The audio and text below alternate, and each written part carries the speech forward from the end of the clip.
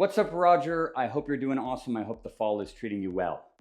When we last left off, we were about 2 months into a complete refashioning of your disc golf backhand.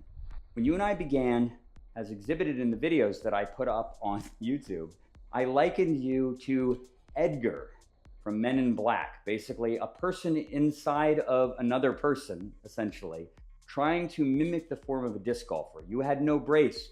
Your backswing was a train wreck. Everything kind of in the wrong place, and you were fundamentally pulling your arm through your body and somehow getting the disc to pop out here to still go reasonably fast, but with no consistency at all, no repeatability, and you could only throw the disc consistently in the mid 200s, which is unacceptable.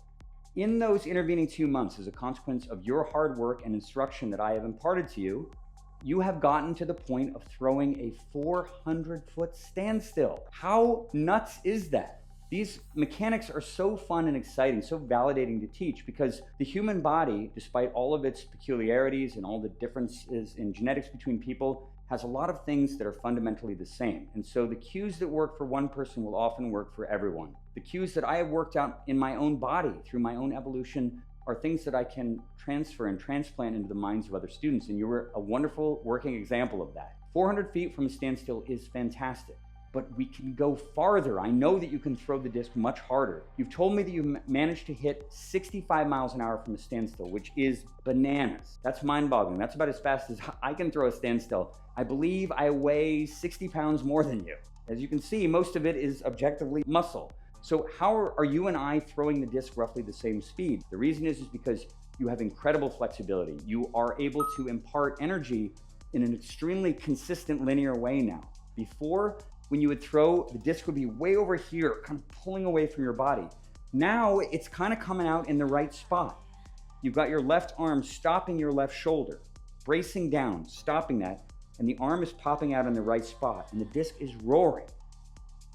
Now you're ready for the real next step. We're gonna add momentum to this mechanism. And that's a huge challenge because you've thrown so many discs at this point that your brain is very calibrated to creating the proper nose angle and trajectory when you throw in sequence from the standstill. But when you walk with footwork, whether it's a single falling to the right step or whether or not it's a big galloping and bounding X step, all of that force production, all of the trajectories, the angles, the timing, they're all going to be different and they all need to be relearned. So it is a big challenge to add momentum to the mechanism. But if you're able to throw the disc 65 miles an hour from a standstill, weighing, what, 125 pounds soaking wet? How far are you going to be able to throw the disc when you can brace the same way and run 10 miles per hour into the shot? Look out, world. So let's get you there, okay? I'm going to show you a couple of cues today that I think will help you begin to understand how to move your body and sequence at relatively slow speed, but genuinely adding momentum to your already wickedly powerful and efficient standstill mechanism. One of the cues that's worked incredibly well for me is a humble golf ball. This is a super lightweight object. There's not going to be any intention at all to throw the golf ball hard with your arm. It doesn't even make sense to do that. Because if you try to wail on the golf ball, as light as it is, you're gonna pull it off and throw it into the wall. Like I would shatter my window. Instead, I need to baby this. I need to make sure that I keep it perfectly aligned, and I need to throw it down the line right here. Effectively, all of the power in the golf ball is gonna come from leverage by keeping the ball in the right position. You need to take the ball, palm it, flip your hand over, so that your elbow is pointed up. Now, this is a position that is ideal for throwing golf discs too, but it's hard to learn it because in this position, your brain is going, wait a minute, you've got this weird object in your hand that has its weight on the outside rather than concentrated through the entire thing. This ball has most of its mass in the direct center because it's a sphere. So it's much easier for my brain to understand how to impart energy to a spherical object than one that is disc-shaped with all the weight on the outside. Eventually, we'll be able to train that, but first I want you to focus more on how proper arm alignment corresponds with footwork to make the golf ball go directly straight. You know how to anchor with your left arm. You're already doing that beautifully. Starting again, palming the ball, palm up, elbow up, palm underneath the elbow. I'm going to be walking down the line and using nothing but leverage to throw the ball straight, exactly in alignment with where my body is moving. And my body, my torso, my legs, 185 pounds is so massive relative to the weight of this little ball that even when I use no effort at all, just the sheer mass of my body and the fact that I'm winding up into a backswing puts a huge amount of energy and velocity into this golf ball. I don't even feel it. It doesn't feel like I'm throwing the ball at all. And yet the ball is popping out like a missile. Watch how fast this goes when I'm super casual.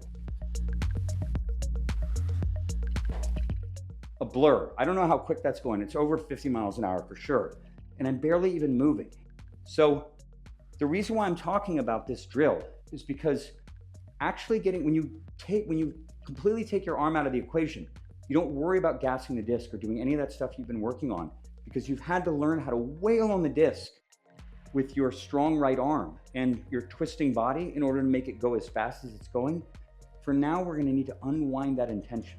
We're gonna have to make the arm loose and slack and ready to take energy from momentum.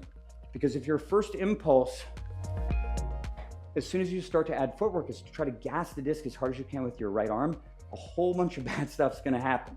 One, your brace is gonna disappear. Two, you're gonna start tugging, swooping on the disc up and down. A bunch of bad things are gonna happen. You're probably gonna wind up overstriding with your back foot.